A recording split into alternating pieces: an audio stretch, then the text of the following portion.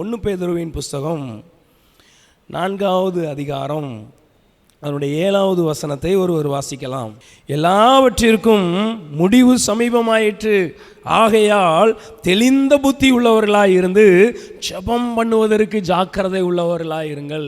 இந்த நாளிலே ஆண்டவரே நான் என்ன வசனம் பேசணும் ஆண்டவரே அப்படின்னு ஆண்டவருடைய சமூகத்தில் காத்திருந்த பொழுது ஏதாவது வாக்குத்தத்த வசனம் சொல்லணுமா, ஆண்டவரே ஏதாவது அந்த ஜனங்களுக்கு ஆசீர்வாதமாக நான் உற்சாகப்படுத்துகிற மாதிரி பேசணுமா அப்படின்னப்போ ஆண்டவர் இந்த வசனத்தை சுட்டி காட்டி இதை பேசும்படி ஆண்டவர் வலியுறுத்தினார். பாருங்க, எல்லாவற்றிற்கும் முடிவு சமீபமாயிற்று, ஆகையால் தெளிந்த புத்தி உள்ளவர்களாக இருந்து ஜெபம் பண்ணுவதற்கு ஜாக்கிரதையாயிருங்க.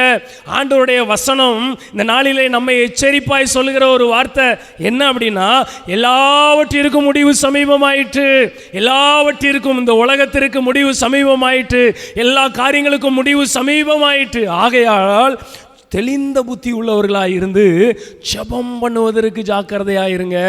பாருங்க, ஜெபம் பண்ணுவதற்கு ஜாக்கிரதை அப்படின்னா எச்சரிப்பாய் சொல்லுகிற ஒரு வார்த்தை. பாருங்க, ஜெபம் பண்ணுவதற்கு ஜாக்கிரதையாயிருங்க. ஆண்டவருடைய பிள்ளைகளை பார்த்து, கர்த்தருடைய ஜனத்தை பார்த்து பரிசுத்த ஆவியானவர் சொல்லுகிறார், ஜெபம் பண்ணுவதற்கு ஜாக்கிரதையாயிரு, ஜெபம் பண்ணுவதற்கு ஜாக்கிரதையாயிரு என்று ஆண்டவர் இந்த நாளிலே நம்மை உணர்த்துகிறார், வலியுறுத்துகிறார். பாருங்க, ஜெபம் தேவனிடத்திலிருந்து ஒரு காரியத்தை நம்ம பெற்றுக்கொள்ளணும்னா ஜெபத்தின் மூலமாகத்தான் நாம் பெற்றுக்கொள்ள முடியும். ஒரு தேவன் ஒரு காரியம் நம்ம வாழ்க்கையில் செய்யணும்னா அதை ஜெபம் பண்ணும் பொழுது அந்த காரியத்தை தேவன் நம்முடைய வாழ்க்கையில் செய்வார்.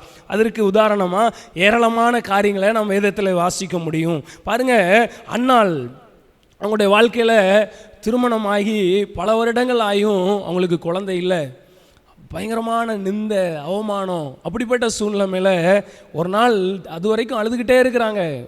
அந்த சக்களத்தியாகி பெனினால் பேசுகிற வார்த்தை அவங்களை காயப்படுத்துகிறது, துக்கப்படுத்துகிறது. சாப்பிடாம அழுதுகிட்டே இருக்கிறது அவங்க வாழ்க்கையாக இருந்துச்சு. ஆனால் ஒரு நாள் தேவாலயத்துக்கு போய் தன்னுடைய பிரச்சனைகளை சொல்லி மிகவும் அழுது அன்னாள் விண்ணப்பம் பண்ணினாள் என்று சொல்லப்பட்டிருக்கிறது. பாருங்க, ஆண்டவரிடத்தை அது வரைக்கும் மனுஷங்கிட்ட சொல்லி அழுது பிரயோஜனம் இல்லை, மனுஷங்க பேசின வார்த்தைகளை நினச்சி அழுது பிரயோஜனம் இல்லை, எனக்கு இந்த குறை இருக்குதேன்னு அழுது பிரயோஜனம் இல்லை. தேவ சமூகத்தில் வந்து விண்ணப்பம் பண்ணாங்க, தேவனிடத்தில் இருதயத்தெல்லாம் ஊட்டி ஜெபம் பண்ணாங்க. ஆண்டவர் மலடியாயிருந்த அன்னாளை நினைத்தொருளி ஆசீர்வதித்தார். ஹல்லேலூயா. ஒருவேளை இந்த அன்னாள் ஜெபமே பண்ணாம இருந்து அவங்க வாழ்க்கையை முடிச்சிருந்தாங்கன்னா வாழ்நாள் முழுவதும் மலடிங்கிற பேர்லயே அவங்க வாழ்க்கை முடிஞ்சிருக்கும். ஜெபம் பண்ணதுனால பாருங்க, அந்த மலடிங்கிற பேரை மாத்தி அன்னாளை ஆண்டவர் ஆசீர்வதித்தார். ஆமென். வெட்கப்பட்ட இடத்துல, தலை குனிந்த இடத்துல, அவமானப்படுத்தின மனிதர்கள் நடுவிலே அன்னாளோடும் கர்த்தர் இருக்கிறார் என்பதை அவர்கள் அறிந்து கொள்ளும்படியா கர்த்தர் கிரியை செய்தார். எதனால? ஜெபம் பண்ணினதுனால. பாருங்க, யாபேசை குறித்து நம்ம வாசிக்கிறோம். யாபேசை அவங்களுடைய தாய் துக்கத்தோடு பெற்றேன்னு சொல்லி யாபேஸ் என்று பெயரிடுகிறாங்க. யாபேஸ்ங்கிற பெயருடைய அர்த்தம் துக்கம், துக்கத்தின் மகன் என்று அர்த்தம். கூப்பிடும் போதெல்லாம் அட துக்கத்தின் மகன், துக்கம்னு அதை நினைவு கூறுகிற வண்ணமாகவே அந்த பேரை வச்சிருந்தாங்க.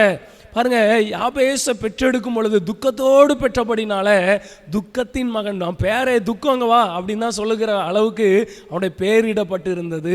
ஆனால் பாருங்க, துக்கமே தன்னுடைய வாழ்க்கையாக இருந்தது. யாபேஸ் தேவனிடத்திலே ஜெபம் பண்ணுகிறார். ஆண்டவரே, நீர் என் கூட இருக்கணும், உங்க கரம் என் மேலே நீட்டப்படணும், தீங்கு என்னை துக்கப்படுத்தாதபடி அதுக்கு விலைக்கு என்ன நீங்க ஆசீர்வதிக்கணும்னு அவர் ஜெபம் பண்ணுகிறார்.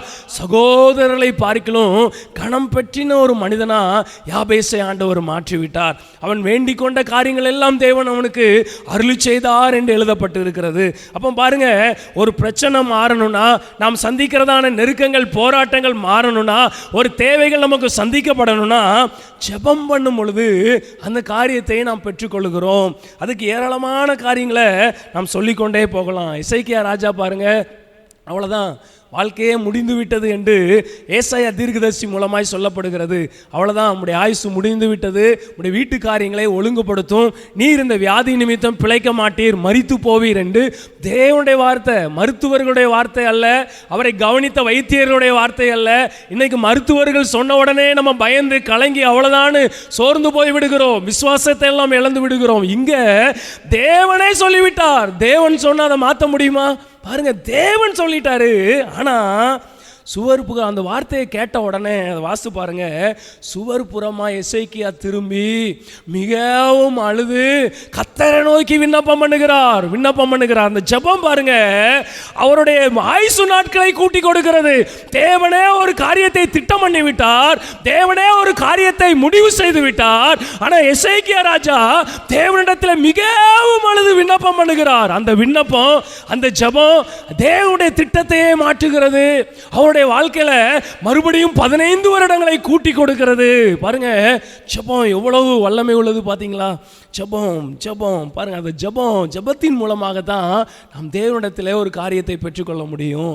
அப்போ நம்ம வாழ்க்கையில் இருக்கிற பிரச்சனைகள், நெருக்கங்களுக்கு கண்டு கலங்கி தவித்து கொண்டுராம, கண்ணீரோடித்து கொண்டுராம, இன்னைக்கே நாம் ஜெபிக்க ஆரம்பிக்கும் பொழுது நிச்சயமா தேவனிடத்திலிருந்து நாம் அற்புதங்களை பெற்றுக்கொள்ள முடியும். பாருங்க, எசேக்கியேல் 36ஆம் அதிகாரம், உங்கள் வேத புத்தகத்தை தயவுசெய்து திருப்புங்க.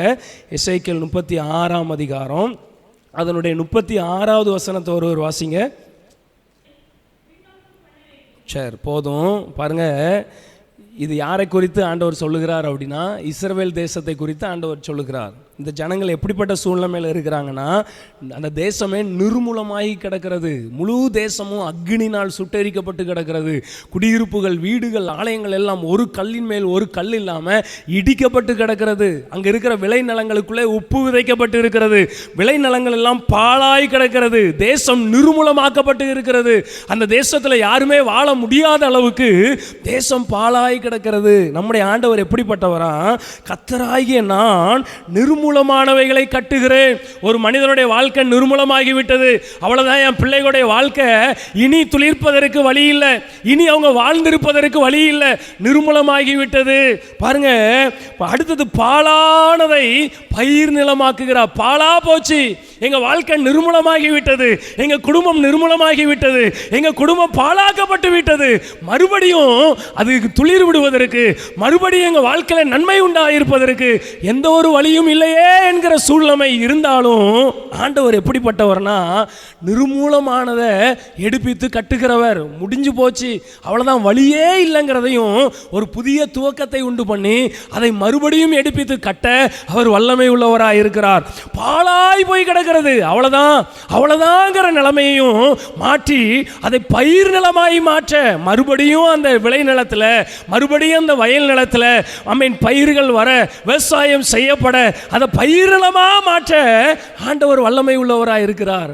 இதை செய்யணும்னா என்ன பண்ணணுமா? 37ஆம் வசனத்தில், நான் இஸ்ரவேல் ஜனங்கள், அந்த தேசமே பாழா கிடக்குது, அந்த தேசமே நிர்மூலமாக இருக்கிறது, பாபிலோன் தேசத்தில் சிறையிருப்பில் அடிமைத்தனத்தில் சிக்கி இருக்கிறாங்க, அந்த தேசத்துக்கு வருவதற்கு கொஞ்சம் கூட வாய்ப்பு இல்லை, மறுபடியும் அந்த தேசம் துளிர்ப்பதற்கு கொஞ்சம் கூட வாய்ப்பே இல்லை. அப்படிப்பட்ட சூழ்நிலையில் ஆண்டவர் சொல்றாரு, நான் நிர்மூலமானதை எடுப்பித்து கட்டுவேன், பாழானதை பயிர் நிலமாக்குவேன். இதை நான் உங்களுக்கு செய்யணும்னா ஆண்டவர் என்ன சொல்றாரு, என்ன செய்யணுமா? 37ஆம் வசனம் பாருங்க. இஸ்ரவேல் வம்சத்தாருக்காக நான் இதை அனுக்கிரகம் செய்யும்படி அவர்கள் என்னிடத்தில் விண்ணப்பம் பண்ண வேண்டும். அப்பொழுது மந்தை பெருகுகிறது போல் அவர்களில் மனிதர்களை பெருக பண்ணுவேன். பாழா கிடக்குது, நிர்மூலமாய் கிடக்கிறது, அதுல ஒரு நன்மை வரணும்னா, அதுல ஒரு ஆசீர்வாதம் வரணும்னா, அதை செய்வதற்கு தேவன் வல்லமை உள்ளவர், தேவன் அதை செய்வதற்கு பராக்கிரமம் உள்ளவர். அவர் செய்வதற்கு அவரால் முடியும். ஒண்ணுமே இல்லைனா கூட அவரால் செய்ய முடியும். நம்ம வறுமையை அவரால் மாற்ற முடியும், நம்ம குடும்பத்தின் சூழ்நிலையை அவரால் மாற்ற முடியும். முடிஞ்சு போச்சுங்கிற சூழ்நிலையில கூட நன்மையும் ஆசீர்வாதத்தையும் செழிப்பையும் உண்டு பண்ண அவரால் முடியும். அதை கர்த்தர் செய்யணும்னா என்ன பண்ணணுமா? விண்ணப்பம் பண்ண வேண்டும். பாருங்க, அப்ப ஜெபம் பண்ணும் பொழுதுதான் அவர் கிரியை செய்ய முடியும். ஜெபம் பண்ணும் பொழுதுதான் அவர் என்ன நன்மையாக இருந்தாலும், ஆசீர்வாதமாக இருந்தாலும் நம்முடைய வாழ்க்கையில் ஆண்டவர் செயல்படுத்த முடியும். அதனால பாருங்க, நம்முடைய தேவை, நம்முடைய எதிர்பார்ப்புகள், குறைவுகள், நெருக்கங்கள், பிரச்சனைகள் மாறுவதற்கு ஆண்டவர் சொல்லுகிறார், ஜெபம் பண்ணுங்க, ஜெபம் பண்ண ஜாக்கிரதையாக இருங்க. அன்னால் மாத்திரம் ஜெபம் பண்ணாமே இருந்திருந்தாங்கன்னா அந்த ஆசீர்வாதத்தை பார்த்துருக்க முடியாது. பரிமேயு குருடன் இயேசுவை கூப்பிடாம இருந்திருந்தானா அவன் வாழ்நாள் முழுவதும் குருடனாகவே மரித்திருப்பான். பெரிய அற்புதத்தை அவன் பார்த்துருக்க முடியாது. அப்போ ஜெபம் பண்ணுவதற்கு ஜாக்கிரதையாக இருங்க. உங்கள் தேவைக்காக, உங்களுடைய பிரச்சனைக்காக, நெருக்கத்திற்காக நீங்கள் சுயமாக முயற்சி எடுத்து போராடுகிறதை நிறுத்திவிட்டு முதலாவது அந்த காரியத்தை தேவனுக்கு தெரியப்படுத்துங்க. தேவனிடத்தில் அந்த பிரச்சனையை கொண்டு போங்க, ஜெபம் பண்ணுங்க. அப்போ கர்த்தர் அந்த காரியத்தில் கிரியை செய்கிறத பார்க்க முடியும். ஹல்லேலூயா. பாருங்க, ஜெபம் பண்ணுவதற்கு ஜாக்கிரதையாக இருக்கணும். ஜெபத்தின் மூலமாக தான் தேவனிடத்திலிருந்து நாம் நன்மைகளை பெற்றுக்கொள்ள முடியும். அது மட்டுமல்ல, ஏன் ஜெபம் பண்ணுறதுக்கு ஜாக்கிரதையாக இருக்கணும்? மத்தேயு 26ஆம் அதிகாரத்துக்கு நேரம் அவங்க வேத புத்தகத்தை திருப்புங்க. மத்தேயு 26ஆம் அதிகாரம் அதனுடைய 41ஆம் வசனத்தை வாசிங்க.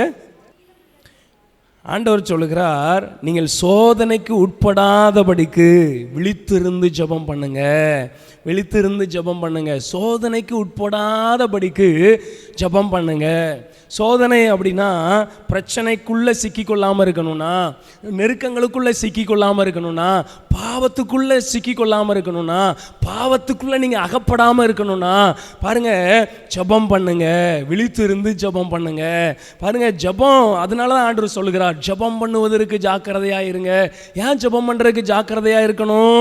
நீங்கள் சோதனைக்கு உட்படாதபடிக்கு. சோதனை, பிரச்சனை, போராட்டம், நெருக்கம்.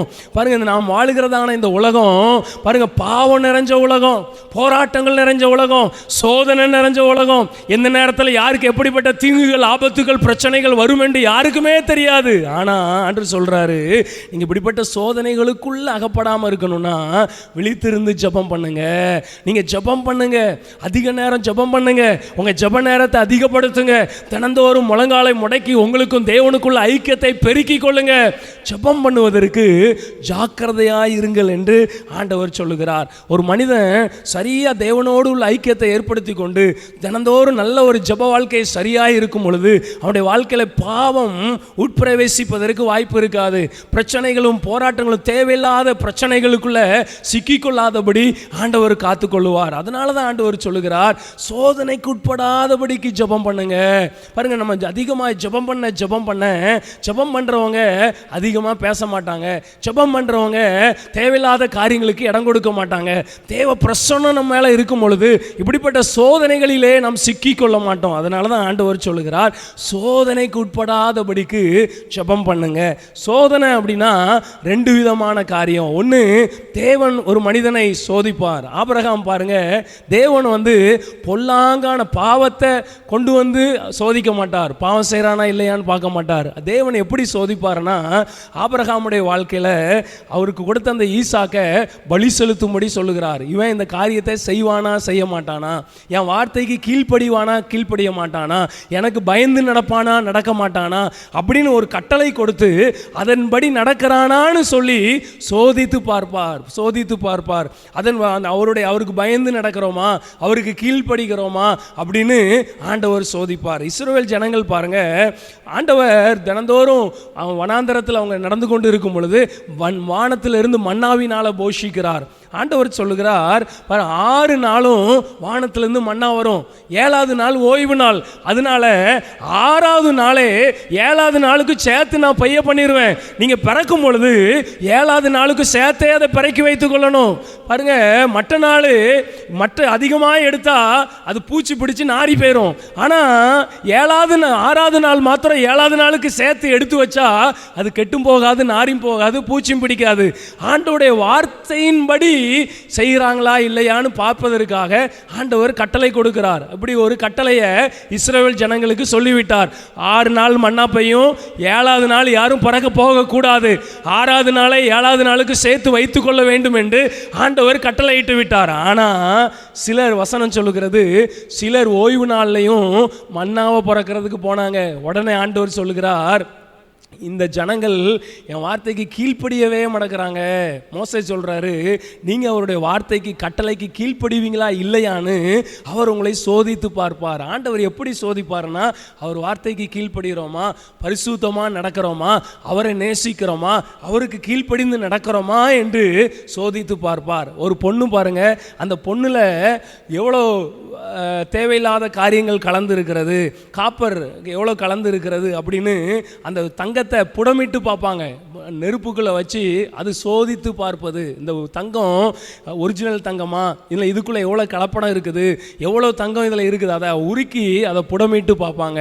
ஸோ தங்கமாக இருந்தாலும் வெள்ளி. அதே போல் கர்த்தர் ஒரு மனுஷனை அவனிடத்துல நல்ல காரியங்கள் இருக்கிறதா என்பதை சோதித்து பார்ப்பார். ஆனால் பிசாசு அவன் பேரை சோதனைக்காரன், அவன் பாவம் செய்ய மனிதர்களை தூண்டுகிறவனாக இருக்கிறான். இயேசு கிறிஸ்து இந்த பூமியில் உலாவின நாட்களில் 40 நாள் ஆண்டவர் உபவாசம் இருக்கிறார். 40 நாள் முடிஞ்ச உடனே வசனம் சொல்லுகிறது, சோதனைக்காரனாகிய பிசாசு அவரை சோதிக்கும்படி வந்தான். அப்போ பாருங்க, சோதனையில் 2 விதம். அவர் பொல்லாங்குகளை அவர் சோதிக்க மாட்டார், பொல்லாத காரியங்களை கொண்டு வந்து நம்மளை பிரச்சனைகள் அகப்படுத்துகிற விதத்தில் அவர் சோதிக்க மாட்டார். நம்ம எப்படி இருக்கோங்கிறத அவர் சோதித்து அறிந்து கொள்வதற்காக பார்ப்பார். ஆனால் பிசாசு எப்படி சோதனை கொண்டு வருவானா, இயேசு கிறிஸ்துவை எப்படியாவது பாவத்தில் அகப்படுத்தணும்னு சொல்லி தந்திரமான காரியத்தை செய்கிறான். ஆதியில ஆதாம் ஏவாள் இடத்துல ஆண்டவர் செய்யக்கூடாதுன்னு சொன்ன காரியத்தை செய்வதற்கு தந்திரமா அவங்களை செய்ய வச்சது போல பாருங்க, இன்னைக்கும் சோதனைகளை கொண்டு வந்து அநேக பாவ காரியங்களை நமக்குள்ள கொண்டு வந்து நம்மளை சோதித்து பிரச்சனைக்குள்ளே உள்ள பண்ணுவான். பாருங்க, இப்படிப்பட்ட சோதனையில நம்ம அகப்படாமல் இருக்கணும்னா செல்போன்ல தேவையில்லாத காரியங்களை பார்க்கும்படியான சூழ்நிலைகளை அவன் உண்டாக்குவான். தேவையில்லாத காரியங்கள் நபர்களை நம்ம இடத்துல கொண்டு வருவான். இப்படிப்பட்ட பாவ காரியங்களிலே நாம் அகப்படும்படியான சோதனைகளை நம்ம வாழ்க்கையில கொண்டு வருவான். படிக்கிற இடத்துல, வேலை செய்கிற இடத்துல, நம்ம அறிமுகமானவர்கள் நடுவில் பொல்லாத பிசாசு நம்மை சோதிப்பதற்கான காரியங்களை நம்ம இடத்துல கொண்டு வருவான். அப்ப நம்ம சரியா ஜெபம் பண்றவங்களா இருந்தா, அதிகமா ஜெபம் பண்றவங்களா இருந்தா, வசனம் சொல்லுகிறது, நீங்க சோதனைக்கு உட்பட மாட்டீங்க, சோதனைகளுக்குள்ள பிரச்சனைகளில அகப்பட மாட்டீங்க. இப்படிப்பட்ட பாவங்களுக்குள்ள நீங்க அகப்படாம இருக்கணும்னா, பிரச்சனைகளுக்குள்ள அகப்படாம இருக்கணும்னா விழித்திருந்து ஜெபம் பண்ணணும். ஆமென் சொல்லுங்களேன். அப்ப நம்ம அதிகமாக ஜெபம் பண்ணும் பொழுது உலகத்தின் இச்சைகள், உலகத்தின் அசுத்தங்கள், உலகத்தினுடைய காரியங்கள் நம்மிடத்தில் நெருங்காது. தேவனோடு ஐக்கியம் கொள்ளுகிற ஒரு மனிதனோடு உலகத்தின் காரியங்களோடு ஐக்கியப்பட முடியாது. பொல்லாத பிசாசு கொண்டு வருகிற சோதனைகள் அவனை மேற்கொள்ள முடியாது என்பதற்காகத்தான் ஆண்டவர் சொல்லுகிறார், சோதனைக்கு உட்படாதபடி விழித்திருந்து ஜெபம் பண்ணுங்க, ஜெபம் பண்ணுங்க. ஹல்லேலூயா. பாருங்க, இந்த வார்த்தையை இதில் எழுதுனது யாருன்னு பார்த்தீங்கன்னா, 1 பேதுருவின் புஸ்தகத்தில் இந்த வசனத்தை நம்ம வாசிக்கிறோம். நீங்கள் ஜெபம் பண்ணுவதற்கு ஜாக்கிரதையாக இருங்கள் என்று இந்த வசனத்தை எழுதின, இந்த வார்த்தையை பரிசுத்த ஆவியானவர் மூலமாக எழுதினது யாருன்னு பார்த்தீங்கன்னா, அப்போஸ்தலனாகிய பேதுரு.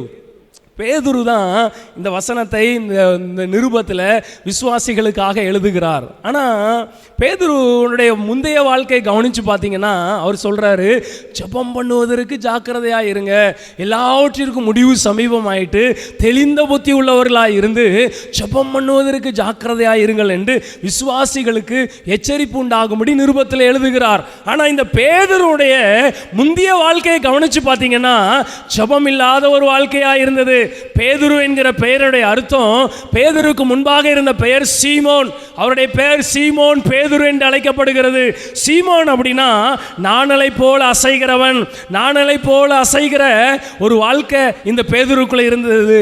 பேதுரு அப்படின்னா கேபா என்று அழைக்கப்படுகிற, பேதுரு என்று அர்த்தம் கொள்ளுகிற ஒரு பெயர். கேபா அப்படின்னா, பேதுரு அப்படின்னா பாறை என்று அர்த்தம். அவர் பாருங்க, முந்தின வாழ்க்கையின் அனுபவம் சீமோன் என்கிற பெயரின்படி அசைகிற நாணலை போல இருந்தது. ஆனால் பின்பாக அவருடைய வாழ்க்கையை கவனிச்சு பார்த்தீங்கன்னா, பாறையை போல உறுதியாய் இருக்கிறார். கர்த்தருக்காக அசையாமல் உறுதியாய் கர்த்தருக்காக மிகப்பெரிய காரியங்களை செய்கிறார். அது எப்படி வந்துச்சு அப்படின்னு பார்த்தீங்கன்னா, முந்தின அனுபவம் ஜெபமே இல்லாத ஒரு வாழ்க்கை. முந்தின அவரோட வாழ்க்கையை கவனிச்சு பார்த்தீங்கன்னா, விழுந்து விழுந்து எழும்புகிற ஒரு வாழ்க்கை. ஆனால் பேதுருக்குள்ள பார்த்தீங்கன்னா, ஆண்டவரை உண்மையாக நேசிக்கிறார், ஆண்டவருக்காக வாழணும்னு சொல்லி மீனை படகை தகப்பன் வீட்டெல்லாம் விட்டுட்டு வான்னு சொன்ன உடனே எல்லாவற்றையும் விட்டு விட்டு இயேசுவை பின்பற்றினவர். ஆனால் பாருங்க, சீஷர்கள் எல்லாம் நீங்கள் எல்லாம் என்னை விட்டு போயிருவீங்கன்னு சொன்ன உடனே பேதுரு சொல்றாரு, ஆண்டவரே இவங்க எல்லாம் ஓடி போனாலும் சாவிலும் காவலிலும் நான் உண்மை பின்பற்றுவேன். இயேசு மேலே ஒரு அன்பு, உங்களுக்காக சாகிறதுக்கு கூட துணிந்திருக்கிற ஆண்டவரேன்னு சொல்றாரு. ஆனால் எவ்வளோ வைராக்கியமாக இருந்தாலும் ஆண்டவருக்கு மேலே அன்பு இருந்தாலும், ஆண்டவருக்காக தன் வாழ்க்கையை ஒப்பு கொடுத்தாலும் ஒரு ஜெயமுள்ள வாழ்க்கை அவரால் வாழ முடியல. ஆமென். அசைகிற நாணலை போல அசைந்து அசைந்து வாழ்ந்து கொண்டு இருக்கிறார். பாருங்க, அவருடைய வாழ்க்கையை கவனிச்சு பார்த்தீங்கன்னா, இயேசு கிறிஸ்து இருக்கும் பொழுது ஆமென் முந்திரி கொட்டை மாதிரி செயல்படுகிறார். ஆண்டவர் ஒரு காரியம் சொன்னா அதற்கு மாறான காரியங்கள் எல்லாம் சொல்லுகிறார். பாருங்க, ஆண்டவர் சொல்றாரு, நான் இந்த பூமியில ரத்த சிந்தி மரிக்க போகிறேன், பாவிகள் கையில மனுஷகுமாரன் ஒப்பு கொடுக்கப்பட போகிறார், இனி நான் மரிக்க போகிறேன்னு சொன்ன உடனே பேதுரு சொல்றாரு, இப்படிலாம் நமக்கு சம்பவிக்க கூடாது. இயேசுவை அழைத்துட்டு போய் கடிந்து கொள்ளுகிறாராம், கடிந்து கொள்ளுகிறார். பாருங்க, தேவனுடைய திட்டத்தை நிறைவேற்ற தான் இயேசு இந்த பூமிக்கு வந்திருக்கிறார்.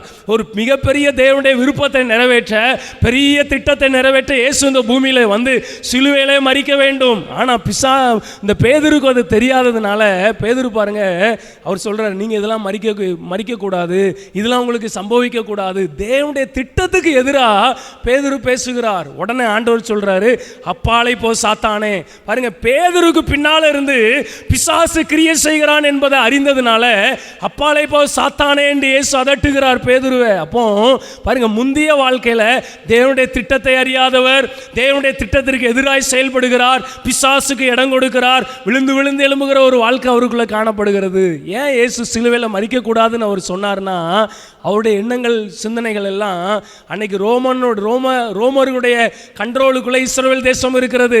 இயேசு தம்முடைய வல்லமையினால அவர் மேசியா, எப்படி ஆகிலும் அந்த ரோமர்களை ஜெயித்து விடுவார், அவர் ராஜாவாக இருப்பார், நம்ம ஒரு மந்திரியா இருக்கலாம், நம்ம ஒரு பெரிய ஒரு பொறுப்புல இருக்கலாம் அப்படிங்கிற ஒரு பதவி ஆசை, பாருங்க, ஒரு பெரியவனாக இருக்கணுங்கிற ஒரு ஆசை, அப்படிப்பட்ட உலக பிரகாரமான எண்ணம் இந்த பேதுருக்குள்ள இருந்ததுனால தான் இயேசுவை கடிந்து கொள்ளுகிறார். இதெல்லாம் உங்களுக்கு சம்பவிக்க கூடாது ஆண்டவரே. அவருடைய எண்ணெல்லாம் அவர் பின்பற்றினது எப்படின்னா, இயேசு எப்படியும் இந்த ரோமர்களை ஜெயித்து விடுவார், மறுபடியும் இஸ்ரவேல் தேசத்தை பிடித்து அவர் ராஜாவாய் அமர்ந்திருப்பார், நம்ம சீசர்கள் எல்லாம் நம்ம பெரிய ஒரு மந்திரியா ஒரு பெரிய பொறுப்புல இருக்கலாம் அப்படிங்கிற எண்ணம் தான் அவருக்குள்ள இருந்தது. பாருங்க, அதனால தான் அடிக்கடி சண்டை போடுவாங்க, இவர்களில் யார் பெரியவர் என்று சண்டை போட்டுக் கொண்டார்கள். அப்போ உலக பிரகாரமான எண்ணம் தான் அந்த பேதுருக்குள்ள இருந்தது. ஏன் தெரியுமா? ஜெபம் இல்லாத ஒரு வாழ்க்கை பேதுருக்குள்ள இருந்ததுனால. பாருங்க, இந்த மத்தேயு 26ஆம் அதிகாரத்தை நம்ம வாசிக்கும் பொழுது ஆண்டவர் 12 சீசர்களை தமக்கென்று தெரிந்து கொண்டார். ஆனால் இன்னும் நெருக்கமாக ஒரு 3 பேரை மாத்திரம், பேதுரு, யோவான், யாக்கோப்பை மாத்திரம் அழைத்து கொண்டு போய் மற்றவர்கள்லாம் அங்கே இருக்க வைத்து விட்டு கெத்செமனே தோட்டத்தில் தனியாக பர்சனலாக அழைச்சிட்டு போய் அவங்களுக்கு முன்பாக வியாகுலப்படுகிறார், அவங்களுக்கு முன்னாடி துக்கப்பட தொடங்கினார், வியாகுலப்படுகிறார். அப்போ என்ன அர்த்தம்? 3 பேரை தனியாக ஜோம் பண்ணுறதுக்கு, தன்னோடு கூட சேர்ந்து ஜோம் பண்ணுறதுக்கு அழைச்சிட்டு வர்றார். மற்றவங்களும் தெரிந்து கொள்ளப்பட்டவங்க தான். ஆனால் இந்த 3 பேர் என்ன புரிந்து கொள்ளுவாங்க, இந்த 3 பேர் என் பாரத்தை ஏற்றுக்கொள்வாங்க, இந்த 3 பேர் என்னுடைய பாரத்தை புரிந்து கொண்டு என் கூட சேர்ந்து ஜெபம் பண்ணுவாங்கன்னு சொல்லி பேதுருவை, யோவானை, யாக்கோப்பை இயேசு தனியாய் அழைத்து கொண்டு வருகிறார். பாருங்க, அவங்களிடத்தில் வியாகுலப்படுகிறார், துக்கப்படுகிறார், தன்னுடைய காரியங்கள் எல்லாம் சொல்லுகிறார், தன் பாரத்தை எல்லாம் அவர்களுக்கு வெளிப்படுத்துகிறார், தன்னோடு சேர்ந்து ஜெபம் பண்ணுவாங்கன்னு சொல்லி பார்த்தா ஆண்டவர் அவங்களை ஜோமனை சொல்லிட்டு அவங்களுக்கு முன்னாடி முகங்கொப்புற விழுந்து ஜெபம் பண்ணி முடித்து வருகிறார். வந்து பார்த்தா இந்த சீசர்கள் எல்லாம் தூங்கி கொண்டு இருக்கிறாங்க. உடனே ஆண்டவர் சொல்றார் பாருங்க, 1 மணி நேரமாவது, 40வது வசனம் பாருங்க, அவர்கள் நித்திரை பண்ணுகிறதை கண்டு பேதுருவை நோக்கி தான் இயேசு கேட்கிறாரு, 1 மணி நேரமாவது என் கூட விழித்திருக்க கூடாதா? 1 மணி நேரமாவது என் கூட சேர்ந்து ஜெபம் பண்ண மாட்டீங்களா? ஒரு 1 மணி நேரமாவது என் பாரத்தை புரிந்து கொண்டு என்னுடைய வியாகுலத்தை புரிந்து கொண்டு ஜெபம் பண்ண மாட்டீங்களான்னு சொல்லி ஆண்டவர் கேட்கிறார். பாருங்க, ஜெபம் பண்ணுவாரு நம்பி அழைச்சிட்டு வந்தா கூட ஜெபம் இல்லாத ஒரு வாழ்க்கை பேதுருக்குள்ள இருந்தது. அவர் தெரிந்து கொள்ளப்பட்டவர், அவரை குறித்து பெரிய திட்டத்தை ஆண்டவர் வைத்தார். இந்த கல்லின் மேலே என் சபையை கட்டுவேன், பாதாளத்தின் வாசல்கள் அதை மேற்கொள்வதில்லைன்னு அவரை குறித்து திட்டம் இருக்கிறது. பாருங்க, அது மட்டுமல்ல, மனிதர்களை பிடிக்கிறவர்கள் ஆக்குவேன் என்று வாக்கு கொடுத்திருக்கிறார். நீ பரலோகத்தில் எதை கட்டுவியோ அது கட்டப்படும், பாதாளத்தின் பரலோகத்தினுடைய திறவுகோலை நான் உனக்கு தருகிறேன்னு சொல்லி அநேக வாக்கு தத்தங்களை பேதுருக்கு கொடுத்தார். ஆனா வாக்கு தத்தத்தை பெற்றவர், தெரிந்து கொள்ளப்பட்டவர், தேவனோடு இயேசுவோடு நெருக்கமாயிருந்தவர், அவர் பாரத்தெல்லாம் இயேசு சொல்லியும் கொஞ்சம் கூட அவரால் புரிந்து கொள்ள முடியல. முடியல, ஜெபமே அவருக்குள்ளே இல்லை. அதனால பாருங்க, விழுந்து விழுந்து எழும்புகிற ஒரு வாழ்க்கை. அவருடைய வாழ்க்கையில ஏமாற்றங்களும் தோல்விகளும் நெருக்கங்களும் அவரை சூழ்ந்து கொண்டே இருந்தது. பயங்கள் அவரை துரத்தி கொண்டு இருந்தது. மனிதர்களை குறித்த பயத்தினால கலங்கி கொண்டு இருந்தார். பாருங்க, எதனால அப்படின்னா ஜெபம் இல்லாததுனால. இப்போ நம்மளை கொஞ்சம் கவனித்து பாருங்களேன். நம்ம சபையில் நிறைய பேர் இருப்பாங்க. ஆனால் கொஞ்சம் பேரை மாத்திரம் ஆண்டவர் பிரித்து கொண்டு வந்து, கொஞ்சம் பேரை நம்ம ஆண்டவருடைய சமூகத்தில் கூட்டி கொண்டு வந்து அவர் துக்கப்படுகிறார். தேசத்தில் இருக்கிற எல்லாரும் ரட்சிக்கப்படணும், ஜோமனுங்கன்னு சொல்லி கொடுக்கிறார். அநேக ஜபத்தினுடைய காரியங்களை சொல்லுகிறார். தேசத்தில் நடக்கிற காரியங்கள் எல்லாம் விவரித்து சொல்லி பாரத்தோடு ஜோமனு சொல்லுகிறார். அநேக நேரத்தில் அநேக காரியங்களை ஆண்டவர் நம்மோடு பேசுகிறார், இடைப்படுகிறார். ஆனால் பாருங்க, அநேக நேரத்தில் நாம் ஜபம் பண்ணுவது இல்லை. அவருடைய பாரத்தை புரிந்தும், எதற்காக ஜோமனு தெரிஞ்சும், நம்ம ஜோமன்ல என்ன நடக்குங்கிறத தெரிஞ்சும், ஜோமன்னா என்ன நடக்குங்கிறத தெரிந்தும் அவருடைய பாரத்தை நாம் அநேக நேரத்தில் புரிந்து கொள்வதே இல்லை. ஆண்டவர் கேட்கிறார், 1 மணி நேரமாவது என் கூட விழித்திருக்க கூடாதா? என் பாரத்தெல்லாம் உனக்கு சொன்னனே, என் வியாகுலத்தெல்லாம் உனக்கு வெளிப்படுத்தினே. ஜெபம் பண்ணுனா ஆமென், அநேக காரியங்களிலே ஆண்டவர் கிரியை செய்வாரே. எனக்கு ஒரு ஜெப உதவி செய்வியான்னு பேதுருவிடத்தில் ஆண்டவர் கேட்டும், அங்கே பேதுரு தூங்கி கொண்டு இருக்கிறார். தனியாக ஜெபம் பண்ணுறதுக்காக தான் ஸ்பெஷலாக அழைத்து கொண்டு வந்தாலும் பேதுரு தூங்கி கொண்டு இருக்கிறார். ஜெப பாரம் இல்லை, ஜெபம் பண்ண விருப்பம் இல்லை, தூக்கம் அவரை மேற்கொள்ளுகிறது. பாருங்க, அப்படிப்பட்ட ஒரு வாழ்க்கை அவருக்குள்ளே இருந்ததுனால, ஜெப குறைவுனால என்னென்ன பிரச்சனையை சந்திச்சாருன்னு நீங்கள் அந்த அதிகாரம் ஃபுல்லாக வாஸ்து பார்த்தீங்கன்னா பயங்கரமாக இருக்கும். ஒரு மனுஷனுடைய வாழ்க்கையில் ஜெப குறைவு வந்துச்சுன்னா என்ன நடக்கும் பாருங்களேன். ஒரு சில காரியங்களை நான் சொல்ல விரும்புகிறேன். பாருங்க, பேதுரு அவர் தனியாக ஆண்டவர் அழைத்து கொண்டு வந்து ஆமென் அநேக காரியங்களை கற்றுக் கொடுத்தோம், தெரிந்து கொள்ளப்பட்டவராயிருந்தோம், வாக்கு தத்தத்தை பெற்றவராயிருந்தோம், ஆமென் ஆண்டவருடைய பாரத்தெல்லாம் கேட்டும் அவர் தூங்கி கொண்டு இருக்கிறார். கொஞ்சம் கூட பாரம் வரல, கொஞ்சம் கூட ஜோமனு எண்ணம் வரல. ஏன் அப்படின்னா அவர் அந்த நேரத்தில் ஜபத்தை அசட்டை பண்ணதுனால, ஜப குறைவு அவருக்குள்ளே இருந்ததுனால பின்னாடி அவர் என்ன பிரச்சனைகள்லாம் சந்திச்சார் பாருங்க. அதனால தான் பேதுருகிட்ட சொல்றாரு, நீ சோதனைக்கு உட்படாமல் இருக்கணும்னா விழித்திருந்து ஜபம் பண்ணணும். என்னென்ன சோதனை அவருக்குள்ள வந்துச்சு, ஜப குறைவுனால என்ன பிரச்சனைகளை அவர் சந்தித்தார் பாருங்க. முதலாவது மத்தேயு 26ஆம் அதிகாரம் 51ஆம் வசனம் வாசிங்க.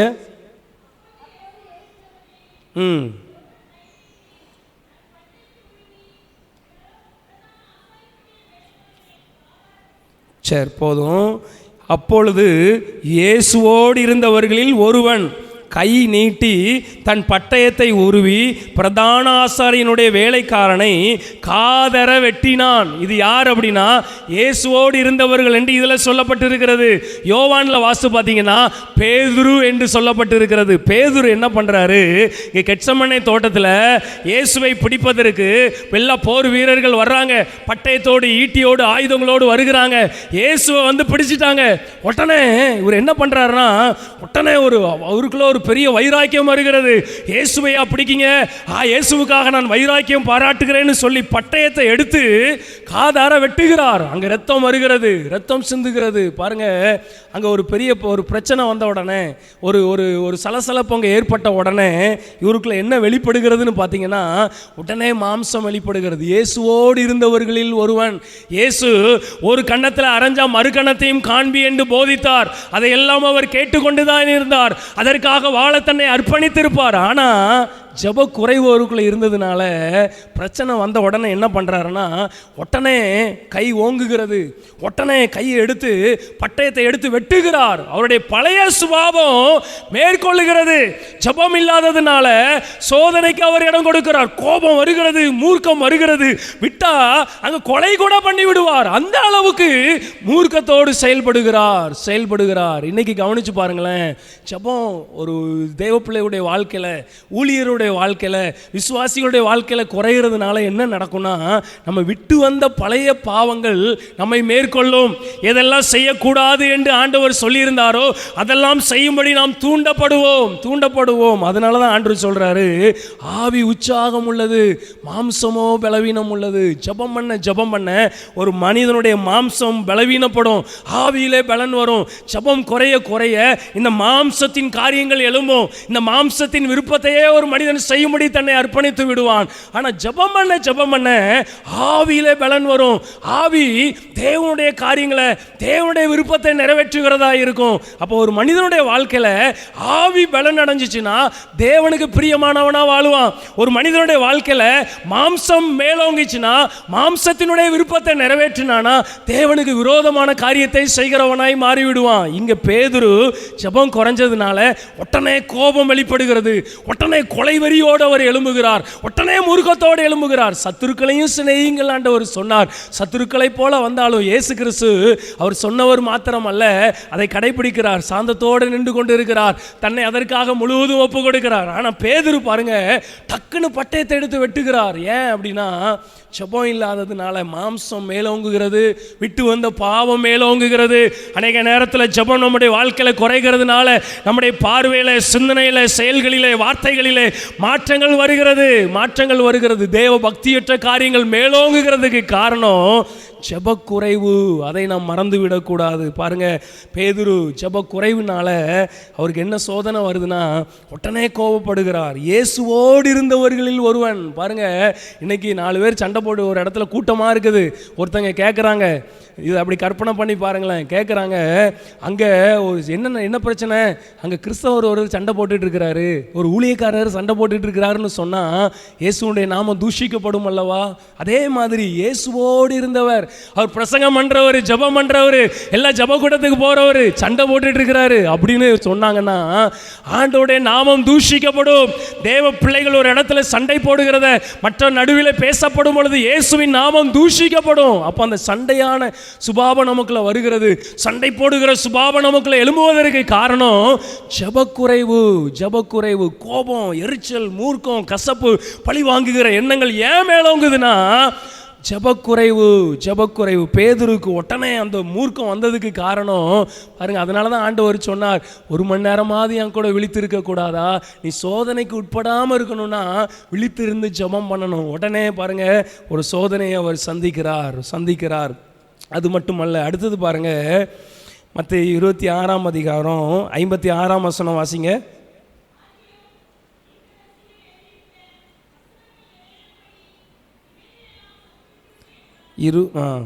அடுத்தது பாருங்க, இயேசு கிறிஸ்துவை அந்த ரோம போர் வீரர்கள் வந்து கைது பண்ணுறாங்க, பிடிக்கிறாங்க. இவர்கள் சீசர்கள் எல்லாம் ஓடி போகிறாங்க. அது வரைக்கும் கூடவே இருந்தவங்க எல்லாருமே ஓடி போகிறாங்க. ஆண்டவர் இதை முன்கூட்டியே சொன்னார் பேதுருக்கிட்ட. பாருங்க, 31ஆம் வசனம்லாம் வாஸ்து பார்த்தீங்கன்னா, நான் மேய்ப்பனை வெட்டுவேன், மந்தைகள் சிதறடிக்கப்படும் என்று எழுதியிருக்கிறபடி இந்த ராத்திரியிலே நீங்கள் எல்லாரும் என் நிமித்தம் இடரல் அடைவீர்கள். உடனே பேதுரு சொல்றாரு பாருங்க, 33ஆம் வசனத்தில் பேதுரு அவருக்கு பிரதியுத்தரமாக, உமது நிமித்தம் எல்லாரும் இடரல் அடைந்தாலும் நான் ஒரு காலம் இடரல் அடையேன். ஆண்டவரே, எல்லாரும் உங்களை விட்டு ஓடி போனாலும் நான் ஓடி போக மாட்டேன் ஆண்டவரே, நான் உங்களை விட்டு விடவே மாட்டேன் ஆண்டவரே. பாருங்க, காவலானாலும் சாவானாலும் உங்களை பின்பற்றுவேன் ஆண்டவரே. பேதுரு இயேசுவினிடத்திலே வைராக்கியமாக சொல்கிறாரு, ஆண்டவரே, இவங்க எல்லாம் இந்த சபையில் இருக்கிற எல்லாரும் உங்களை மறுதளிச்சா, உங்களை விட்டுட்டு ஓடி போனால் கூட நான் ஓட மாட்டேன், நான் உங்களுக்கு துணையாக இருப்பேன். பயங்கர வீரவசனம் பேசுகிறாரு. ஆனால் வசனம் சொல்லுகிறது பாருங்க, அவர் சீசர்கள் எல்லாரும் இயேசு விட்டு ஓடி போனாங்க. காரணம் என்ன தெரியுமா? பாருங்க, பேதுரு இதில் சேர்ந்து ஓடி போய்விட்டார். ஆனால் வீரவசனம் பேசினாரு. ஆண்டவருக்காக அவருக்கு வாழ விருப்பம், ஆண்டவருக்காக செயல்பட விருப்பம், ஆண்டவருக்காக உயிரை கொடுக்க கூட விருப்பம். ஆனால் ஜெபம் இல்லாததுனால பாருங்க, என்ன தீர்மானம் எடுத்தாலும், என்ன ஆண்டவருக்காக வைராக்கியமாய் வாழுவேன்னு அர்ப்பணித்து கொண்டாலும் செயல்பாட்டில் முடியாமல் போய்விடுகிறது. காரணம் ஜெபம் இல்லாததுனால. இயேசுவையே விட்டுட்டு ஓடி போயிட்டாங்க.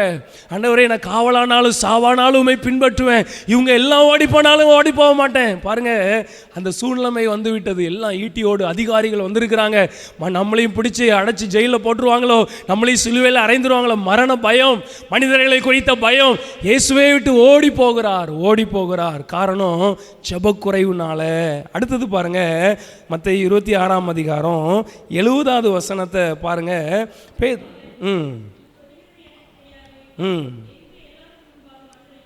பாருங்க, பேதுருடைய அந்த ஸ்டெப் பை ஸ்டெப்பாக அவர் சந்திக்கிற அந்த சோதனையை பாருங்க.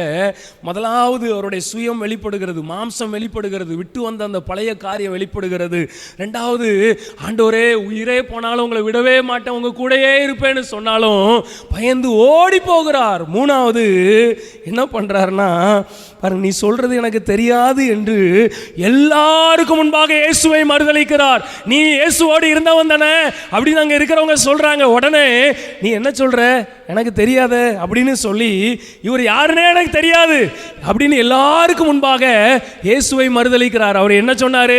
ஆண்டவரே இவங்க எல்லாம் ஓடி போனாலும் ஓடி போக மாட்டேன், ஆண்டவரே இவங்க எல்லாம் உங்களை விட்டு போனாலும் நான் போக மாட்டேன், காவலானாலும் சாவானாலும் உமக்காக சாக துணிந்திருக்கிறான் ஆண்டவரே. ஆனா இங்க பாருங்க, இவர் யாருன்னே எனக்கு தெரியாது, மறுதலித்து விட்டார். அடுத்தது பாருங்க, 72ஆம் வசனம் வாசிங்க.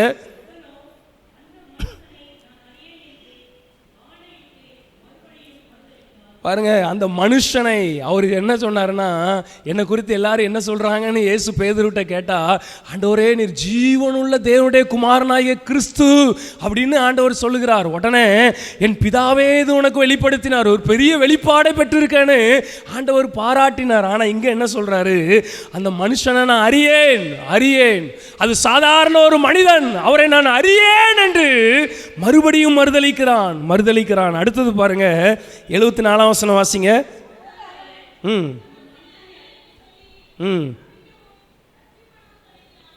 பாருங்க, அந்த மனுஷனை அறியேன் என்று சொல்லி சபிக்கிறான். பேதுரு இயேசுவை சபிக்கிறார். சத்தியமா அவர் எனக்கு தெரியாதுன்னு சொல்றாரு. பாருங்க, தன்னுடைய உயிரை காப்பாற்றிக் கொள்வதற்காக அதிகாரிகளை குறித்த பயத்தினால, மனிதர்களை குறித்த பயத்தினால இயேசுவை மறுதலிக்கிறார். எல்லாருக்கும் முன்பாக மறுதலிக்கிறார். அது மட்டுமல்ல, சபிக்கிறார், சத்தியம் பண்ணுகிறார். எதனால வந்துச்சு தெரியுமா? ஜோம் பண்ணுறதுக்கு கூட்டு போனாரு. இவர் ஜோம் பண்ணாததுனால, தூக்கத்துக்கு இடம் கொடுத்ததுனால சோதனை வரை மேற்கொள்ளுகிறது. அதனால தான் ஆண்டவர் முன்கூட்டியே சொன்னார், நீ சோதனைக்கு உட்படாமல், உனக்கு நிறைய பிரச்சனைகள் இருக்கிறது, சோதனைகள் இருக்குது, இதெல்லாம் நீ அகப்படாமல் இருக்கணும்னா நீ விழித்திருந்து ஜெபம் பண்ணணும். ஜெப குறைவுனால பேதுருடைய வாழ்க்கையில் எவ்வளவு சோதனைகள் வருது பார்த்தீங்களா? இதே தான் அன்றாட நம்ம வாழ்க்கையில் நாம் ஜெபத்தில் குறைவுபடும் பொழுது இதே பிரச்சனைகள் வழியாக தான் நாம் செல்லுகிறோம். அதற்காக தான் பரிசுத்த ஆவியானவர் எழுதி வைத்திருக்கிறார். இன்னும் பாருங்க, பேதுரு என்ன பண்ணுறாரு கடைசியா எக்ஸ்ட்ரீமா? யோவான் 21ஆம் அதிகாரம் 3ஆம் வசனம் வாசிங்க.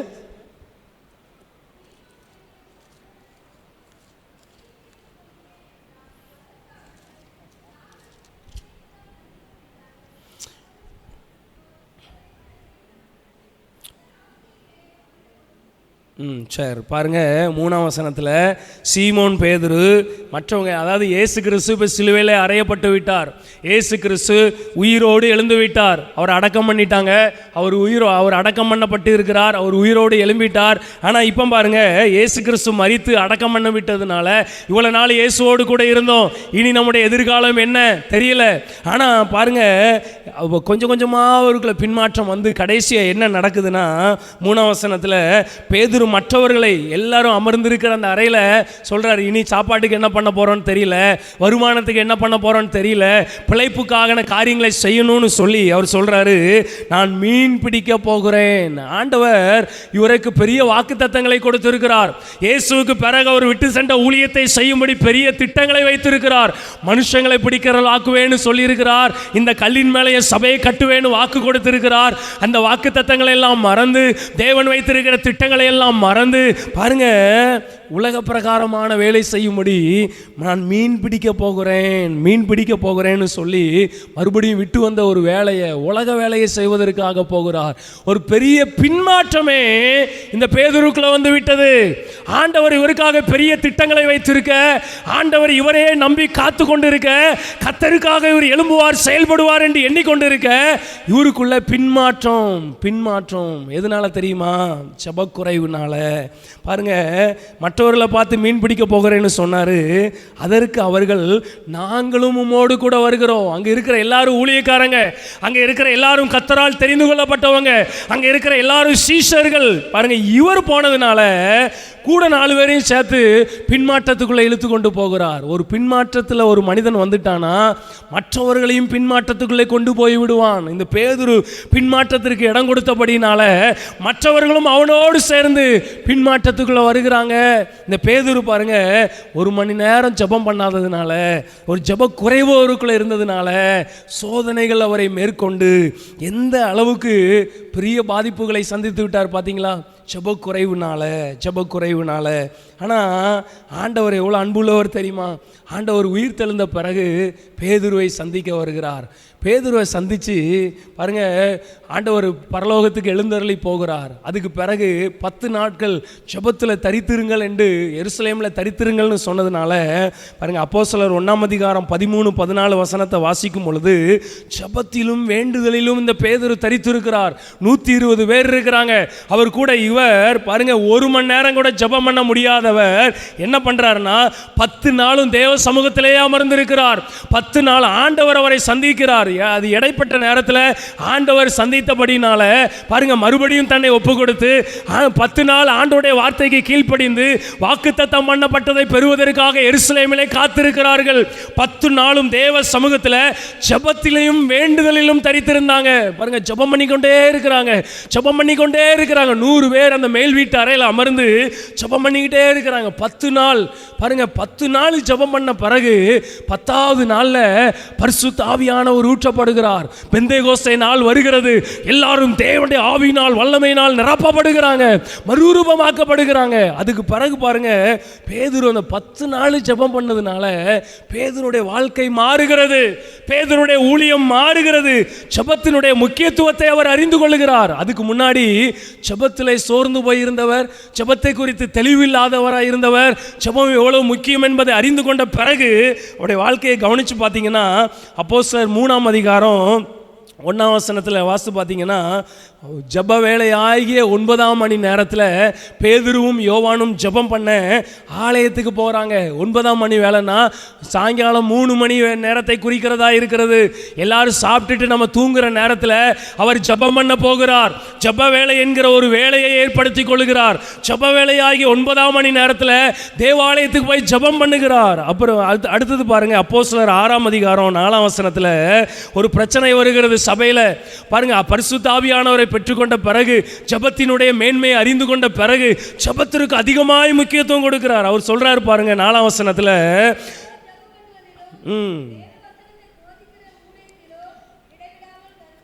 ஆமேன். பாருங்க, அங்கே ஒரு பிரச்சனை, பந்தி விசாரிப்பு பிரச்சனை வருகிறது. நாங்கள் இந்த பந்தி பரிமாறுற வேலைகள்லாம் தலையிட மாட்டோம், அதற்கென்று ஒரு டீமை நியமிச்சிருவோம். நாங்கள் என்ன பண்ணுவோம்னா ஜெபம் பண்ணுவதிலும் வேத வசனத்தை போதிக்கிற ஊழியத்திலும் இடைவிடாமல் தரித்திருப்போம். ஜெபத்தின் முக்கியத்துவத்தை குறித்து இந்த பேதுரு அறிந்து கொண்டபடினால அவர் நேரத்தை வேஸ்ட் பண்ணலை, டைமை வேஸ்ட் பண்ணலை, ஜெபத்திலே தரித்திருக்கிறவராய் மாறுகிறார். பாருங்க, அப்போஸ்தலர் 10ஆம் அதிகாரம் 9ஆம் வசனம் 10ஆம் வசனத்தை வாசிக்கும் பொழுது, யோப்பா பட்டணத்தில் ஒரு வீட்டிலே தங்கி இருக்கிறார். மதியான நேரம் பசி உண்டாகிட்டு அந்த வீட்டில் இருக்கிறவங்க அவருக்கு ஆகாரத்தை ஆயத்தமாக்கி கொண்டு இருக்கிறாங்க, சாப்பாடு ரெடி பண்ணிட்டு இருக்கிறாங்க. கொஞ்ச நேரம் படுக்கலாமேன்னு படுக்கல. அந்த நேரத்தை கூட வேஸ்ட் பண்ணாம வசனம் சொல்லுகிறது, அவன் ஜெபம் பண்ணி கொண்டு இருந்தான். மறுபடியும் அவர் ஜெபம் பண்றாரு. பாருங்க, ஜெபம் பண்ணி கொண்டு இருக்கும் பொழுதுதான் ஞான திருஷ்டி அடைந்து தரிசனங்களை பார்க்கிறார். ஆவியானவர் அவரோடு இடைப்படுகிறார். மேன்மையான தேவனுடைய அனுபவங்களை அவர் பெற்றுக்கொள்கிறார். பாருங்க, ஜெபத்திற்கு முக்கியத்துவம் கொடுக்கிறவரா மாறிட்டார். அதனால என்ன நடந்துச்சு தெரியுமா? இந்த பேதுரு ஒரு பிரசங்கம் பண்ணா 3000 பேர் ரட்சிக்கப்படுறாங்க. ஜெபம் பண்ண ஆரம்பிச்ச பிறகு இந்த பேதுருவை கொண்டு ஆண்டவர் அநேக அற்புதங்களை செய்ய ஆரம்பிக்கிறார். பயங்கரமான மறுரூபத்தை ஆண்டவர் கட்டளையிடுகிறார். ஒரு பிரசங்கத்தில் 3000 பேர் இருதயத்தில் குத்தப்பட்டவங்களா மனம் திரும்புகிறாங்க. 5000 பேர் மனம் திரும்புகிறாங்க. எண்ணவே முடியாத திரள் கூட்ட ஜனங்கள் மனம் திரும்பி சபைக்குள்ள வருகிறாங்க. எதனால தெரியுமா? ஜெபத்திற்கு முக்கியத்துவம் கொடுக்க ஆரம்பித்த பிறகு இவர் வாழ்க்கை மாறுகிறது, இவருடைய ஊழியம் மாறுகிறது, இவருடைய பிரசங்கம் மாறுகிறது. பாருங்க, அவர் நிழல் பட்டு வியாதியஸ்தர்கள் சுகமடைகிறாங்க, நிழல் பட்டு அசுத்தாவிகள் அலறி வெளியேறுகிறது. இவர் நிழலாவது படுமான்னு சொல்லி ஜனங்கள் காத்திருந்து நடந்து போற இடத்துல பேதுருடைய நிழலாவது படுமான்னு வியாதியஸ்தர்களை கொண்டு வைக்கிறாங்க, பிசாசு பிடிச்சவங்களை கொண்டு வந்து வைக்கிறாங்க. அந்த அளவுக்கு தேவன் பேதுருவை வல்லமையாய் பயன்படுத்தினார். எதனால தெரியுமா? ஜெபத்தின் முக்கியத்துவத்தை உணர்ந்த பிறகு செத்தவங்களை கூட உயிரோடு எழுப்புகிறார். இயற்கைக்கு அப்பாற்பட்ட காரியங்கள், சப்பானிகளை நடக்க வைக்கிறார். மரித்தவங்களையும் உயிரோடு எழுப்பும்படி தேவன் அவரை பயன்படுத்துகிறார். இந்த அளவுக்கு தேவன் அவரை பயன்படுத்தினதுக்கு காரணம் பாருங்கள், ஜெபத்தினுடைய முக்கியத்துவத்தை அறிந்து கொண்டபடினால தெளிந்த புத்தி உள்ளவர்களாக இருந்து ஜெபம் பண்ணுவதற்கு ஜாக்கிரதையாயிருங்கள் என்று சொன்னவர் அந்த ஜாக்கிரதையை அவர் கண்டுபிடிச்சதுனால, ஜெபத்தினுடைய ரகசியத்தை கண்டுபிடித்ததுனால இடைவிடாமல் ஜெபம் பண்ண ஆரம்பிக்கிறார். ஜெபத்திலே தரித்திருக்க ஆரம்பிக்கிறார். தேவனுடைய வல்லமையினால் நிரப்பப்படுகிறார். தேவனுக்காக செயல்படுகிறார். அதுவரைக்கும் மனிதர்களை கண்டு தேவனை மறுதலித்தவர், மனிதர்களை கண்டு இயேசுவை விட்டு ஓடி போனவர். பின்பு என்ன நடக்க தெரியுமா? இறுதி வரைக்கும் அவர் பண்ணுகிற அந்த அவருடைய வார்த்தையை கேட்டு எல்லாம் தைரியமாய் பிரசங்கம் பண்ணுகிறார். மனுஷன் அதாவது தேவனுக்கு கீழ்ப்படிவதை பார்க்க, அதாவது தேவனுக்கு கீழ்ப்படிவது உத்தமம். மனிதர்களாகி அதிகாரிகளுடைய மிரட்டல்களுக்கெல்லாம் நாங்கள் கீழ்ப்படிய மாட்டோம், தேவனுக்கு நாங்கள் கீழ்ப்படிவோம் என்று தைரியமாய் பிரசங்கம் பண்ணுகிறார். தைரியம் வந்து விட்டது, வல்லமை வந்து விட்டது. கர்த்தருக்காக பெரிய காரியங்களை செய்தார். பாருங்க, இறுதியா தன்னுடைய உயிருக்காக பயந்து மறுதலித்தவர், எதிர்காலத்தை குறித்து கலங்கி கொண்டு இருந்தவர், இறுதியா ஒரு அசையாத பாறையை போல இறுதியா இரத்த சாட்சியாய் மரிக்கிறார். இயேசுவுக்காகவே இரத்தம் சிந்தி மரிக்கிறார். அவரை நேரா சிலுவையில் அறைய போகிறாங்க. உடனே அவர் சொல்றாரு, இயேசுவை போல நேரா சிலுவையில் அறையப்படுவதற்கு நான் தகுதியானவன் அல்ல, என்னை தலைகீழ அறைங்கன்னு சொல்லி பேதுரு தலைகீழாக சிலுவையில் அறையப்பட்டு கொலை செய்யப்பட்டார் என்று சரித்திரம் சொல்லுகிறது. பாருங்க, பேதுரு இந்த அளவுக்கு கர்த்தருக்காக வல்லமை உள்ளவராய் மாறினதுக்கு காரணம் என்ன தெரியுமா? ஜெபம் பண்ண ஜாக்கிரதை உள்ளவராய் மாறினதுனால, ஜெபம் பண்ண ஜாக்கிரதை உள்ளவராய் மாறினதுனால. அதனால தான் ஆண்டவர் சொல்லுகிறார், ஜெபம் பண்ணுவதற்கு ஜாக்கிரதையாயிருங்க. சோதனைக்கு உட்படாமல் இருக்கணும்னா விழித்திருந்து ஜெபம் பண்ணுங்க. பேதுருடைய வாழ்க்கை பாருங்க, படிப்படியாக அவர்களுக்கு பிரச்சனை வந்து பெரிய பின்மாற்றத்திற்குள்ளாக தள்ளப்பட்டு விட்டார். இப்படிப்பட்ட காரியங்களுக்குள்ள நாம் அகப்படாமல் இருக்கணும்னா விழித்திருந்து நாம் ஜெபம் பண்ண வேண்டும். ஜெபத்தினுடைய முக்கியத்துவத்தை அறிந்து கொள்ள வேண்டும். ஜாக்கிரதையாய் ஜெபம் பண்ண வேண்டும். ஒரு நாள் ஜெபம் பண்ணிட்டு ஒரு வாரம் ஜெபமே இல்லாத ஒரு வாழ்க்கையாய் நாம் போய்விடக்கூடாது.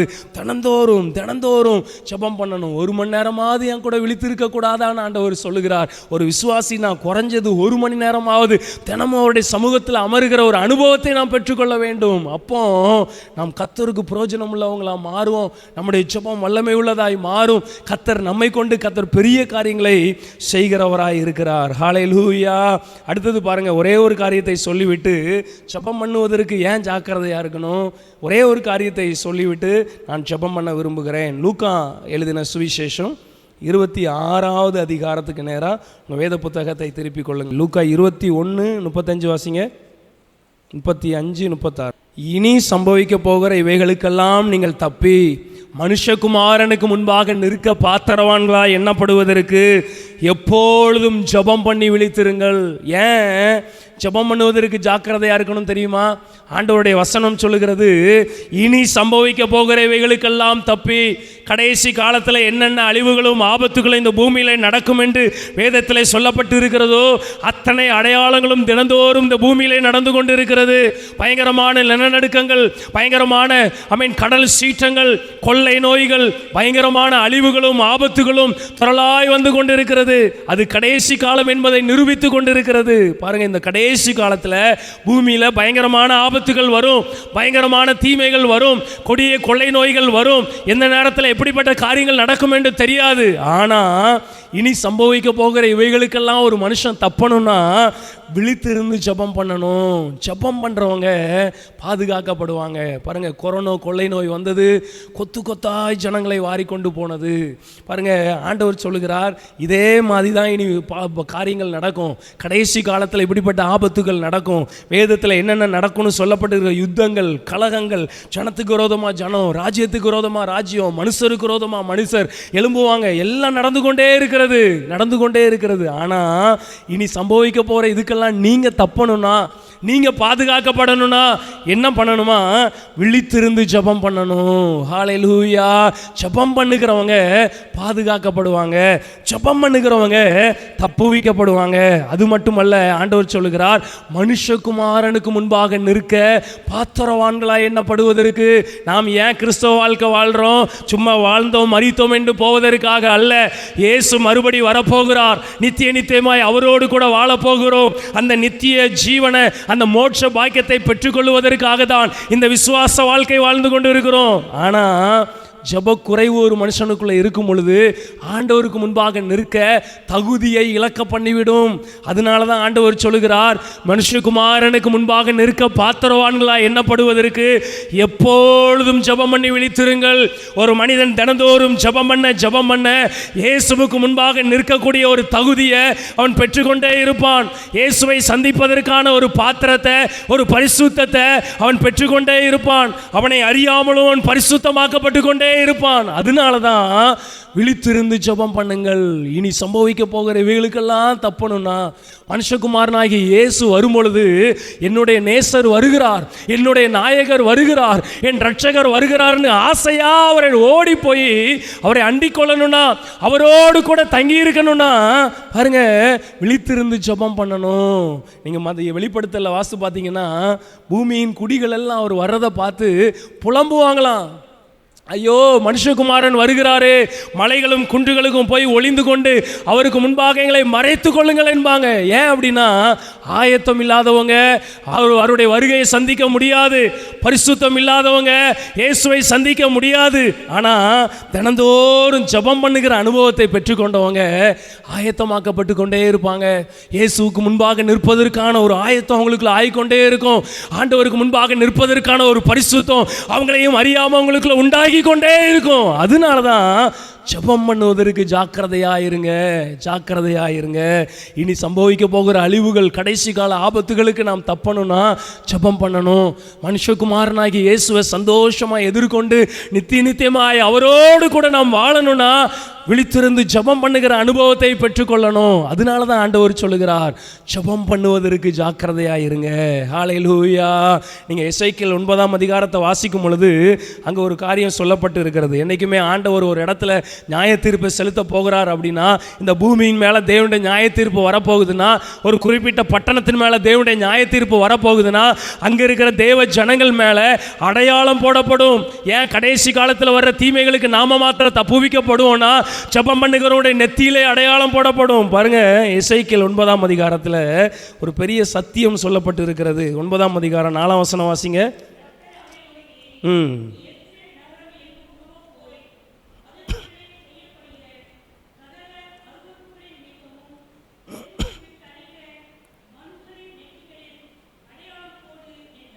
பாருங்க, இந்த அதிகாரத்தை முழுவதும் நீங்கள் வாசித்தீங்கன்னா அறிந்து கொள்ள முடியும். இந்த எருசலேம் பட்டணத்தின் மேலே ஆண்டவர் ஒரு நியாய தீர்ப்பை செலுத்த போகிறார். சங்கார தூதர்கள் வந்து விட்டாங்க, ஆண்டவர் வந்து விட்டார். அதுக்கு முன்னாடி ஒரு காரியம் நடக்குது. எல்லாம் பட்டயத்தை எடுத்துட்டு நிற்கிறாங்க. ஒரு நியாய தீர்ப்பை ஆண்டவர் அனுப்ப போகிறார்.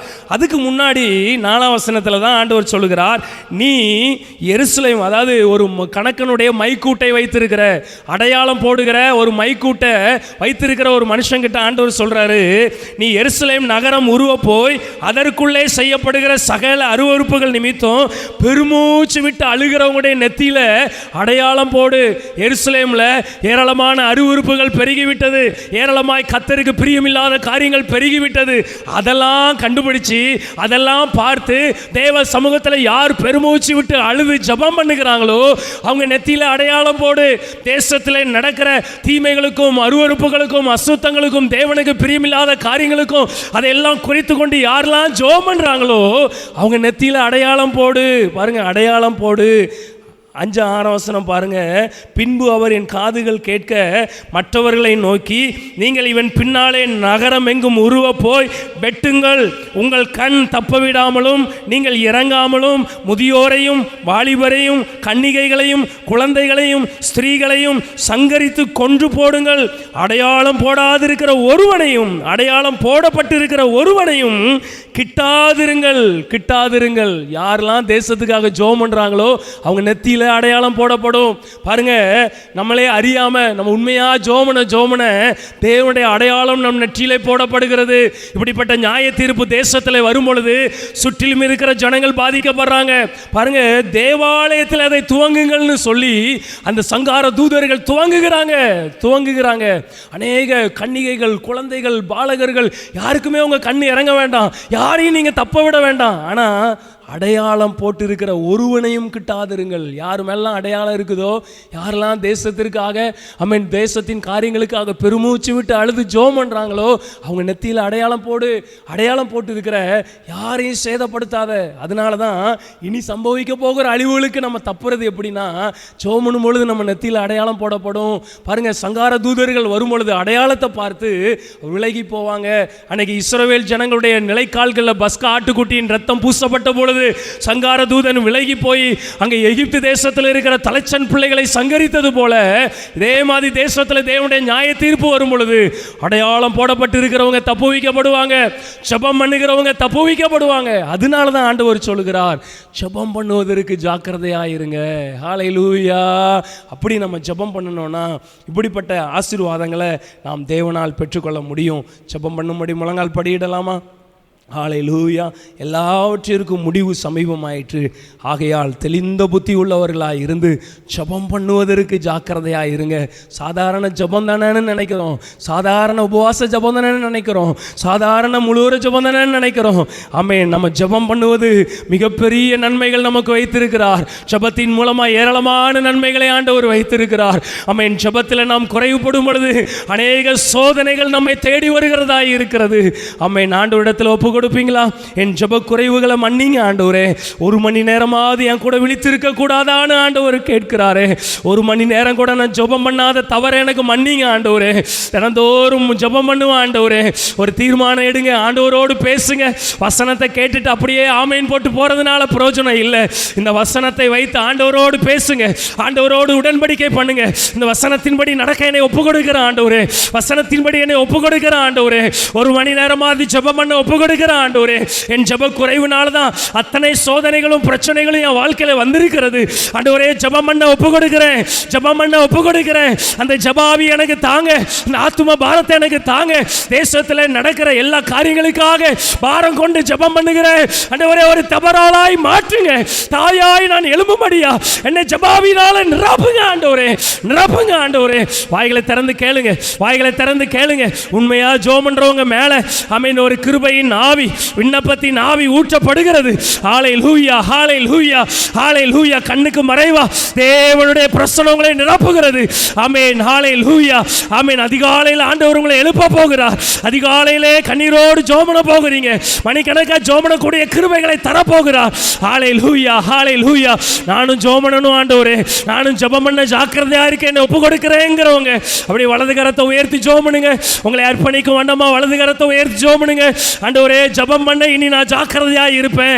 ஒரு மணி நேரமாவது ஜெபம் பண்ணுவேன், ஜெபத்தை நான் அசட்டை பண்ண மாட்டேன், எனக்கு நீங்க கிருபை தாங்கன்னு சொல்லி ஆமென். உண்மையா விரும்புகிறவங்க கரங்களை உயர்த்தி ஜெபம் பண்ணுங்க. ஹல்லேலூயா, ஹல்லேலூயா. உண்மையாய் கேட்கிறவங்க மேல கர்த்தருடைய கரம் அமருகிறது. உண்மையாய் கேட்கிறவங்க மேல ஆமென் தேவ பிரசன்னம் இறங்கி வருகிறது. ஆமென். வெட்கப்படாதீங்க, வெட்கப்படாதீங்க. ஜெபம் பண்ண வெட்கப்படாதீங்க. ஆண்டவர் இடத்துல ஒப்பு கொடுப்பதற்கு வெட்கப்படாதீங்க. ஹல்லேலூயா, ஹல்லேலூயா. ஆமென். நீ தாயா எழும்பணும். ஆமென். ஜெப ஆவியினால் நீ நிரப்பப்படணும். ஜெப வல்லமையை பெற்றுக்கொள்ளணும். ஆத்தும பாரத்தோடு ஜெபம் பண்ணணும். ஹல்லேலூயா, ஹல்லேலூயா. இயேசுவின் நாமத்தினாலே ஜெபாவி ஊற்றப்படுவதாக, ஜெபாவி ஊற்றப்படுவதாக. ஆவியானவருடைய பிரசன்னம் இறங்குவதாக. ஜெபிக்க காணப்படுகிற தடைகள் விலகட்டும், சோர்வுகள் விலகட்டும். ஜெபிக்க கூடாதபடி கடினப்படுத்துகிற ஆவிகள் இயேசுவின் நாமத்தில் வெளியேறுவதாக. ஜெபத்தை தடை செய்கிற ஆவிகள் இயேசுவின் நாமத்தில் வெளியேறுவதாக. சத்துருவின் கிரியைகள் அழிக்கப்படுவதாக. சத்துருவின் வல்லமைகள் அழிவதாக, அழிவதாக, அழிவதாக. எலும்பு, எலும்பு, தபராலே எலும்பு, உன் வல்லமையை தரித்துக்கொள், உன் வல்லமையை தரித்துக்கொள். ஷகாபா, தூசியை உதறிவிட்டு எலும்பு, எலும்பு, உன் வல்லமையை தரித்துக்கொள். நீ தாயாக எலும்பும் அளவும் கிராமங்கள் பாழாய் போயின. நீ எழும்பணும். நீ எழும்பும் பொழுதுதான் கிராமங்கள் ஆசீர்வதிக்கப்படும். ஒரு தாயாய் எலும்பு, ஜெபம் பண்ணுகிற தாயாய் எலும்பு. ஷகாபா காபான் தாலான் தாரான் தாலான் தாரா தாரா ஷகாபா காபா காபான் தாலா தாரா. ஆமென். வெட்கப்படாதீங்க, வாய் திறந்து ஜெபம் பண்ணுங்க. இந்த சில நிமிடங்கள் கர்த்தர் உங்களை தொடுகிறார், கர்த்தர் உங்களை பலப்படுத்துகிறார். ஒரு வித்தியாசத்தை உங்க வாழ்க்கையில உணர போகிறீங்க, ஒரு மறு உருவத்தை உணர போகிறீங்க.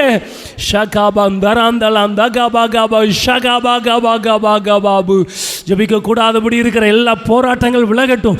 வீடுகளுக்குள்ள தேவ பிரசன்னம் இறங்கட்டும். இருளின் வல்லமைகள் அழிக்கப்படட்டும். உங்க பிள்ளைகளுடைய ஜெபத்தை தடை செய்கிற ஆயுதங்கள் வாய்க்காமல் போவதாக, இயேசுவின் நாமத்தினாலே. ஹல்லேலூயா. என் கிருபை உனக்கு போதும், உன் பலவீனத்தில் என் பலன் பூரணமாய் விளங்கும். ஹல்லேலூயா. உங்கள் பலவீனத்தில் ஆண்டவருடைய கிருபை பூரணமாய் விளங்கும். தேவ கிருபையினால் கர்த்தர் உங்களை நிரப்புகிறார், தேவ பலத்தினால் உங்களை நிரப்புகிறார். அப்படியே கரங்களை தட்டி பெற்றுக்கொள்ளுங்க. ஷகா பாகா பாந்தா லாந்தா ராதா ரா. எல்லாரும் கரங்களை தட்டி ஆண்டவரே உங்கள் பலத்தினால் நிரப்புவீராக, வல்லமையினால் நிரப்புவீராக. சத்துருவின் கிரியைகள் அழிவதாக, கட்டுகள் அழிக்கப்படுவதாக. ஒவ்வொருவரையும் கர்த்தர் பலப்படுத்துகிறதற்காக ஸ்தோத்திரம்.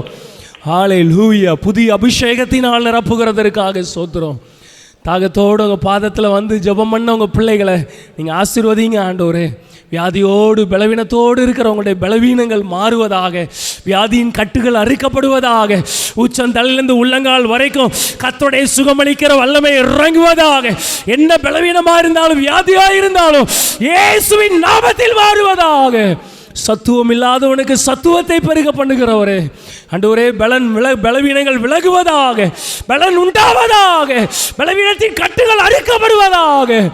ஹல்லேலூயா. கண்களில் இருக்கிற பிரச்சனைகள் மாறட்டும், முழங்கால்களில், பாதத்தில், இடுப்பில், எலும்புகளில் இருக்கிற வலிகள் மாறட்டும், ஆறாத புண்கள் ஆறட்டும், எல்லா பலவீனங்கள் விலகட்டும் இயேசுவின் நாமத்தினாலே.